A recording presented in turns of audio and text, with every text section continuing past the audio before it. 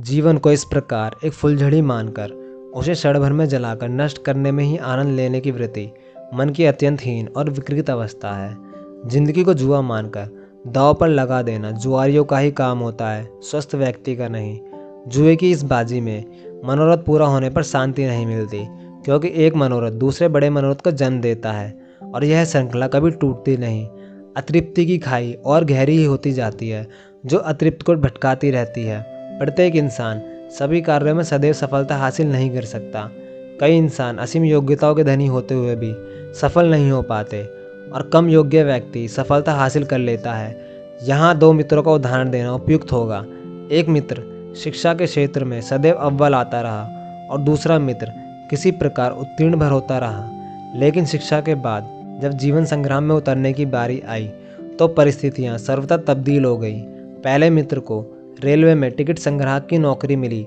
दूसरे मित्र का पिता धनवान था, इस कारण उसे व्यवसाय करवा दिया। अब यह करोड़ों में खेल रहा है और पहले मित्र को तनख्वाह से गुजारा चलाना पड़ता है। इस प्रकार शैक्षिक योग्यता अधिक रहते हुए और प्रवीण होते हुए जहां पहले मित्र को समझौतेवादी जीवन गुजारना पड़ रहा है, वहीं कम योग्य व्यक्ति ने पिता के धन का प्रयोग करते हुए अधिक सफलता अर्जित कर ली है। इस कारण पहले मित्र में असंतोष और हीनता की भावना पनपने लगी और टिकट संग्राहक की नौकरी उसे अपनी योग्यता के अनुरूप ठीक नहीं आने लगी। वह गहरे मानसिक अवसाद में चला गया, लेकिन सही समय पर उसे मनोचिकित्सक को दिखाया गया।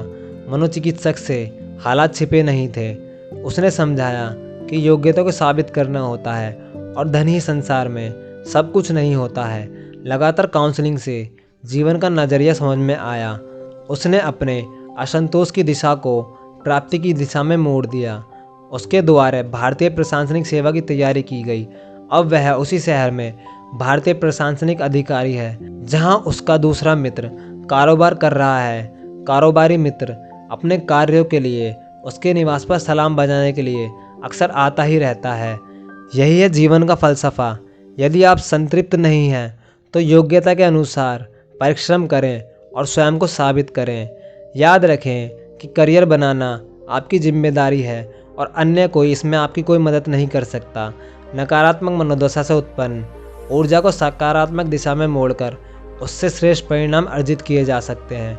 आपको ये कहानी कैसी लगी कमेंट में ज़रूर बताएं और वीडियो को लाइक करें।